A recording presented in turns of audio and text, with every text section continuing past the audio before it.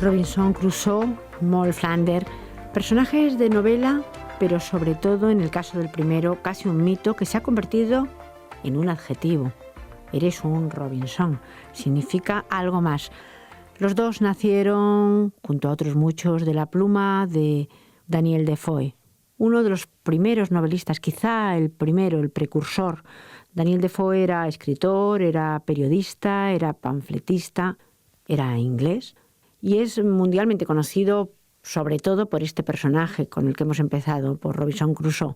Pues para hablar del escritor y también para hablar de sus personajes, está con nosotros Dídac Llorens, profesor de literatura inglesa en nuestra universidad, en la UNED. Bienvenido. Hola Isabel, encantado de estar con vosotros. Vamos a empezar quizá por la figura del escritor, de Daniel Defoe.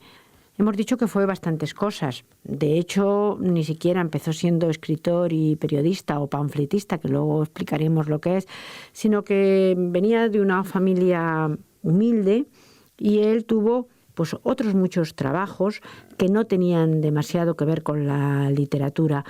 También a él le marcó estos orígenes humildes para luego plasmarlos en sus personajes y en sus historias. Sí, Defoe nace en un año muy significativo para la historia de Inglaterra, que es 1660, y es el año de la restauración monárquica, ¿no? Después del protectorado de Cromwell.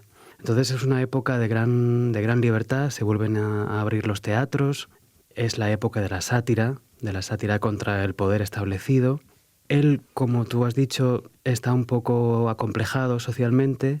También tuvo una educación presbiteriana, ¿no? De todo el movimiento que en inglés se conoce como non-conformist o los dissenters, que atacaban un poco la corriente religiosa principal. Vamos a explicar esto porque sus padres efectivamente eran presbiterianos, disidentes, sí. Y eran considerados así porque sus creencias religiosas no coincidían totalmente con los de la Iglesia de Inglaterra, que era la que estaba establecida en ese momento, ¿no? En el Estado inglés. Sí, no, había diferentes ramas, digamos, religiosas, todas protestantes en principio, pero que divergían del anglicanismo, digamos, ortodoxo. Había una tradición de tensiones político-religiosas, de problemas, de discriminaciones, etcétera, ¿no? Y toda esta corriente de los dissenters, pues reivindicaban la libertad religiosa, ¿no? En definitiva. Él estudió además. Parecía que en principio se podría dedicar al sacerdocio dentro de ser ministro disidente justamente, sí. Pero decidió que no, porque además era bastante ambicioso y él se metió en el mundo de los negocios de todo tipo, sí. Con la lana, con el vino, pero a la vez que se metía en este mundo de los negocios él siempre estaba endeudado. Era un hombre que también con deudas crecientes. Sí. Defoe pertenece a una clase social que es, digamos, una burguesía comerciante. Como tú dices, tuvo varios negocios. Por ejemplo, casi el que mejor le fue un negocio de medias y calcetines. Después también tuvo una fábrica de azulejos. Y siempre con esta idea y esta obsesión de prosperar económicamente, que podemos relacionar muy bien con la ética protestante, ¿no? En la cual el enriquecimiento personal no solo se ve como algo sospechoso, sino más bien al contrario, ¿no? Como una señal de la gracia de Dios casi, ¿no? Enriquecerse sí, pero tener deudas no tanto, porque él en realidad es hasta encarcelado por deudas, sí. Cosa que tampoco es infrecuente en la época. No, el tema de las deudas, y después lo vemos muchísimo en la literatura del 19 y en la novela del 19, hay esta gran obsesión con la economía, con la clase social, con la aspiración de ascender, con la pobreza y con la aspiración de enriquecerse también, ¿no? Él se casa y tiene 8 hijos, de los que le sobreviven 6, lo que quiere decir que también tiene que sacar adelante una familia numerosa. Y eso también le causa sus preocupaciones. Y otra de sus preocupaciones, pero a las que se dedica a lo largo de su vida, es, de alguna manera, la política. Siempre la política está ligado a Daniel Defoe.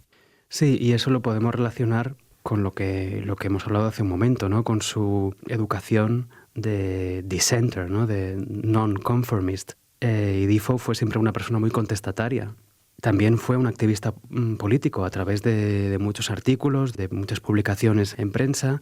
Es también la época en la que en Inglaterra se consolida el género del artículo periodístico, que sería un poco diferente al artículo que conocemos hoy en día, ¿no?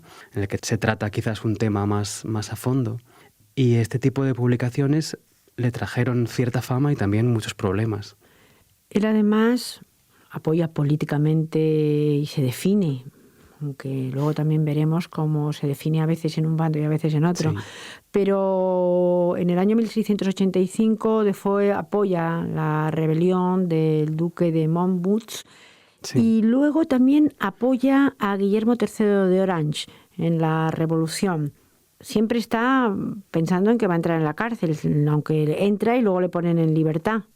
Sí, siempre Defoe ha tenido un poco fama de oportunista político, de mercenario incluso, ¿no? Lo que nos acabas de decir es un ejemplo. Después también vemos que él se vende, digamos, un poco al mejor postor. Le buscan los Tories, le buscan los Whigs para que escriba en favor de sus políticas y de las decisiones que toman en el Parlamento.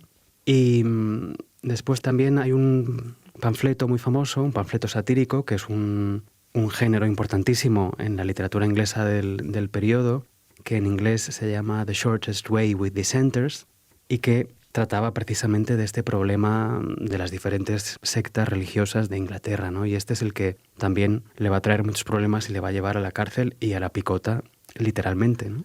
Todavía también en nuestro país tenemos ese dicho de estás en la picota, pero en realidad la picota era algo real. Sí. A la que exponían, era una especie de palo de madera, ¿no? Donde estabas agarrado y donde la gente te tiraba cosas, en general cosas que hacían daño. Y él estuvo expuesto a la picota varios días. Lo que pasa es que en vez de tirarle cosas que le hicieran daño, le tiraban flores, porque había escrito algo que había gustado bastante. Claro, sí, ¿no? Lo que había escrito pues también tuvo un apoyo, ¿no? Parece ser que estuvo 3 días expuesto. Y bueno, sí, como tú decías, a la gente que estaba en la picota le tiraban de todo, desde comida podrida, animales muertos o objetos más contundentes. Por ese panfleto fue multado, fue encarcelado y estuvo, como decimos, en la picota. Una vida muy, muy movida. También viajó.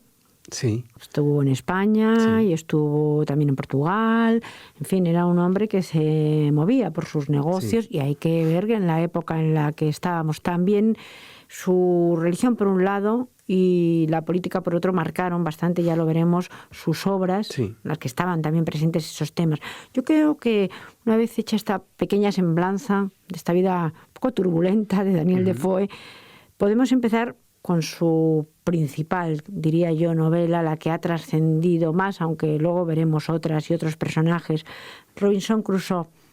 Está escrita en 1719 y nos cuenta la vida del naufragio de un hombre que llega a una isla desierta y que está, creo que son 28 años, muchos años en ella, y todas las aventuras. Podemos decir que es una novela de aventuras, pero ¿es algo más? Sí, a partir de todos estos disgustos que Defoe tuvo y a partir de su encarcelamiento, etcétera, él abandona un poco la sátira y se centra más en la novela, ¿no? Robinson Crusoe la escribe casi con 60 años, o sea, ya su vocación de novelista es tardía realmente. Es mucho más, yo creo, que una novela de aventuras y hay varios componentes ahí que vale la pena analizar y que vale la pena que hablemos un poco. Pues está el componente religioso, claramente protestante, está la idea de la evolución, un poco de la evolución humana reflejada en la aventura de Robinson Crusoe. También tenemos el tema de la esclavitud, también hay referencias a la leyenda negra española. Hay muchas cosas en esa novela que son muy interesantes. ¿Por qué la religión tan presente? En este sentido del hombre contra la adversidad, el individuo además solo contra la adversidad. Sí, o sea, hay ideas muy características del protestantismo. Está, por ejemplo, la idea de la predestinación. También lo vemos en Moll Flanders, pero también en Robinson Crusoe. Y vemos como él, al poco tiempo de estar en la isla, se da cuenta de que lo que le está pasando es una oportunidad para redimirse, ¿no? Y así lo dice, lo escribe en el diario que mantiene en la isla. Él reflexiona sobre su vida anterior, sobre sus pecados, y se da cuenta de que todo ese tiempo que él va a estar solo en la isla es una oportunidad para la reflexión y es una oportunidad para arrepentirse, ¿no? Muchos años en la isla, pero también el personaje al final no está solo. No, al poco tiempo de estar en la isla, él ve que llegan unos caníbales, que él piensa que vienen desde el litoral a la isla. Y en un momento dado se da cuenta de que tienen unos prisioneros, él piensa que se los van a comer, Y entonces él los libera y se queda con uno de ellos, que es Viernes, ¿no? Le llama Viernes porque Viernes es el día en el que lo libera. También es un episodio importante porque ahí vemos, claro, es difícil, desde la perspectiva de hoy, muy difícil hablar de la esclavitud como avance, ¿no? Pero si vemos cómo él parte de la nada y después descubre la agricultura, la ganadería y poco después establece un poco como su propio sistema político en la isla y se llama a sí mismo el rey. Él es el rey de la isla, ¿no? Y entonces necesita súbditos. Friday, Viernes, es uno de ellos. Después también rescatan a su padre, hay un marinero español que también llega a la isla y todos estos habitantes de la isla, digamos, son los súbditos de Robinson Crusoe. Por lo tanto, parece que hay varias moralejas en la obra. Aunque quizá lo que más ha trascendido es esa primera parte del hombre contra el mundo y contra la adversidad, pero sin embargo hay otros personajes y también hay otros matices importantes que se deben, y además que en el momento en el que se escribió estamos hablando de una época en la que efectivamente, por ejemplo, el odio a lo español, la leyenda negra, también estaba ahí. Sí, y precisamente el episodio del que hablábamos hace un momento, el episodio de los caníbales, hay un momento en el que él hace una reflexión y dice que casi preferiría que se lo comieran los caníbales antes de llegar a una colonia española y caer en manos de la Inquisición o caer en manos de los conquistadores españoles, que son hombres crueles, sin piedad y sin ningún tipo de escrúpulo, ¿no? La leyenda negra española tuvo una cierta repercusión en la novelística inglesa del 18, no solamente en Robinson Crusoe, también en los viajes de Gulliver, por ejemplo, de Jonathan Swift. Es curioso además el hecho de que empezara a escribir novelas, porque ya hemos dicho que él como articulista, como pamfletista... Sí, escribió muchísimo. Escribió muchísimo, pero la novela, casi 60 años, y luego la escribe después, como Moll Flanders y otras, sí. Ya veremos que, claro, todavía era mayor. Él llega a triunfar, por ejemplo, con una novela como Robinson Crusoe, que ha sido luego pues un hito para la historia en general de la literatura y de la novela. Él en su época fue bastante despreciado porque iba un poco por libre. La literatura inglesa del 18 es una literatura con un sustrato clásico muy fuerte y es una literatura, por tanto, elitista, a la que no todo el mundo puede acceder. Y aquí tenemos a este hombre que, sí, al principio sí que está, digamos, dentro de la corriente satírica, que tiene muchos otros ejemplos, pero después se desvía, digamos, hacia otro género, que es la novela, que en esa época era un género desprestigiado. Los grandes literatos de la época decían que la novela no tenía ningún interés, que era un género vulgar, que no era un género refinado, y entonces por eso Defoe estuvo un poco discriminado, fue ignorado por sus coetáneos. Estamos hablando de la figura de Robinson Crusoe, que ha significado mucho y sigue significando, sobre todo, además, no digamos para la gente joven, es uno de los libros que siempre hay que leer. Pero no es igual el caso de Moll Flanders.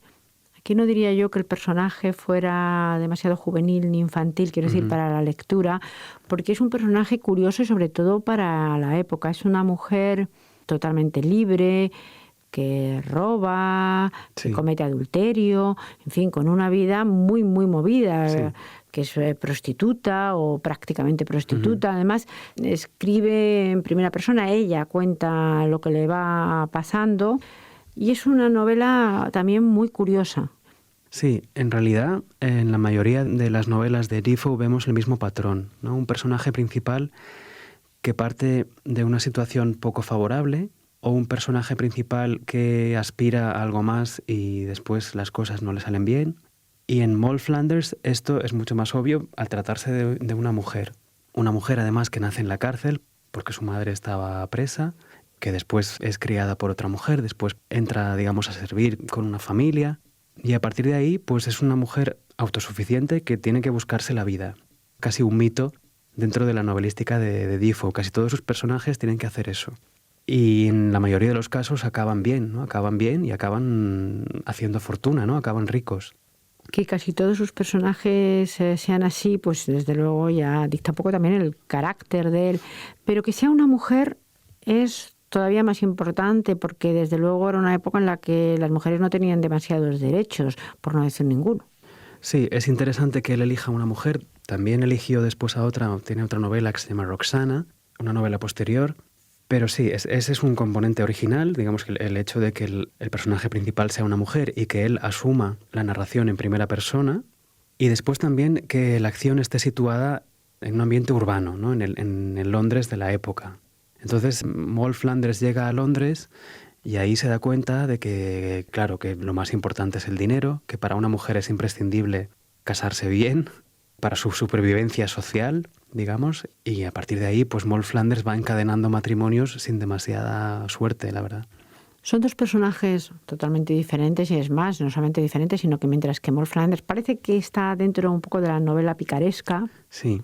Es una mujer, está en una ciudad, Robinson Crusoe pues es un hombre y Sí. además en una isla en principio desierta. Uh-huh. Sin embargo, hay características comunes. Sí, un poco lo que decíamos antes. O sea, personajes que se ven solos, que se ven sin ningún tipo de apoyo y que tienen que buscarse la vida, ¿no? Que tienen que ser autosuficientes. También tenemos en común el componente, digamos, de regeneración espiritual. Y eso tiene que ver con un género al que se ha dado en llamar la autobiografía espiritual. Tanto Robinson Crusoe como Moll Flanders experimentan una transformación y se dan cuenta de todo lo que han hecho mal en su vida y de que tienen que arrepentirse. Y siempre paralelamente a esa reflexión, a ese arrepentimiento, vemos su enriquecimiento. Curiosamente también Robinson Crusoe, a través de las plantaciones que tenía en Brasil, sus socios, digamos, las han mantenido y después le compensan económicamente. Y Moll Flanders también, a través de las plantaciones que tiene en Virginia, en Estados Unidos. En cualquier caso, el autor murió en el año 1731, probablemente mientras que vivía ya en la clandestinidad otra vez, también huyendo de sus acreedores, algo que le marcó toda su vida. Quizá la religión, la política y las deudas fueron tres factores importantes. Hemos visto estas dos novelas, tiene otras, pero desde aquí invitar a todos los oyentes a que se acerquen y que las lean.